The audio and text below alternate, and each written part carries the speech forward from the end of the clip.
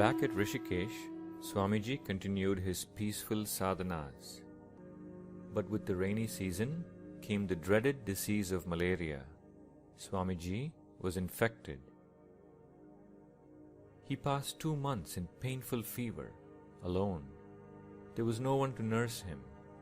But to Swamiji, even this was another form of tapas. Whatever sorrow comes, take it as tapasya, because Mother Veda says that sorrow does not happen for sorrow. Every calamity happens for future prosperity, he reasoned to himself. He finally recovered.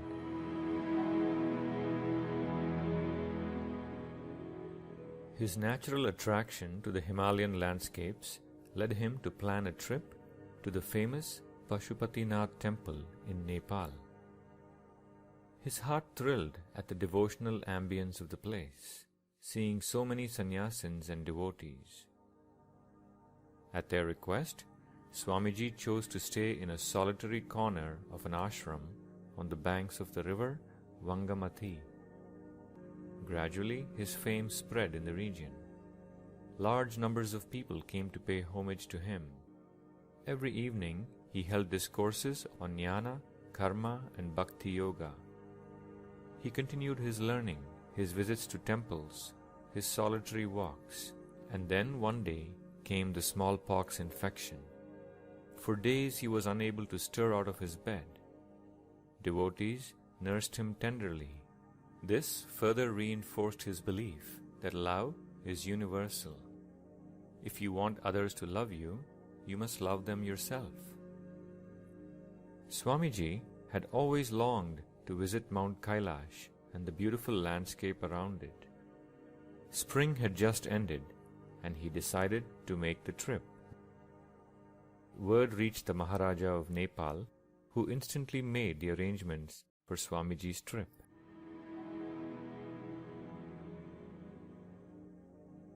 Due to his lack of proper diet and frequent fits of fever, Swamiji's body was emaciated. And yet, like a lover speeding to his tryst, heedless of all risks, Swamiji moved forward, on foot. In a state of pure ecstasy, I passed through deep forests and climbed high mountains, unmindful of all physical discomforts, he writes. He then reached the Nara Pass on the northern border of Nepal. At 15,000 feet high, this pass inspires both joy and terror all at once. Overcoming several obstacles along the way, by the grace of the Lord of Kailash, he crossed the pass and entered into Tibet. At a monastery, he paid homage to Sri Buddha. He ate the powdered corn that the monks gave him. He rested. It was extremely cold.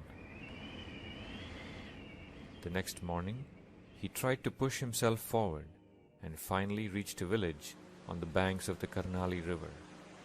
But he was too feverish to continue. After 2 days, he would resume his journey.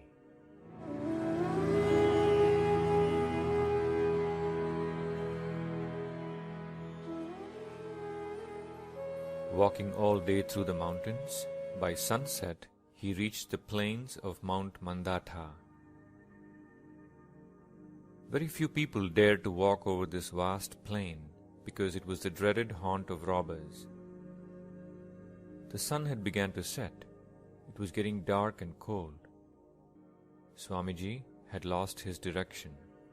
He was stuck. He sat on the banks of a river. And within an hour, 2 bandits bearing swords and spears appeared. With boisterous laughter, they examined the Swamiji from head to foot, touching his Rudrakshamala. Swamiji cordially greeted them, touching their knees. Using gestures, he said, "I am lost. I am extremely hungry." This display of kindness and fearlessness impressed the bandits. They put down their bags. They took out some corn flour and placed it at his foot, and showed him the way forward, and left. It started to rain. Another feverish, cold night spent in the open. The next morning, he rose and walked all day to finally behold in front of him such a wonderful sight that it completely rejuvenated him. It was Lake Manasarovar. Round in shape, with over 50 miles in circumference, Lake Manasa is the highest body of fresh water in the world. Sitting on the banks of that wonderful lake with its celestial beauty, Swamiji's mind reached untold heights. The Lake Manasarovar is an embodiment of Goddess Parvati herself. It is said that drinking a single drop of water from this heavenly lake and bathing in it will instantly cleanse over 100 janmas of sins. Swamiji would spend 3 days on the shore of this lake in meditation and bathing in its icy cold waters.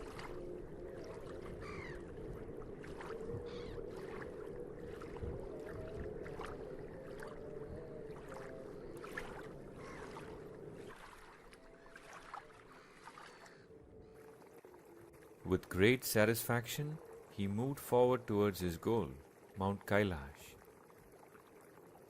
After 3 days of walking, he could see standing in front of his eyes the divine spectacle of this mountain. His heart danced with joy. He rushed forward. "How blessed I am! How blessed I am!" he thought. He soon reached the base of the heavenly mountain. To appear fresh every second is the true nature of beauty. There is no better place on the face of the earth than Kailash or Manasa. Performing a parikrama around the base of Mount Kailash is an important part of the yatra. It would take a robust person 3 to 4 days. But Swamiji did not entertain the thought for even a second. He writes, "A region so high and so cold, a body emaciated and weakened by disease, lack of clothing to protect it from rain and snow. It was with great difficulty he spent a night in the open air."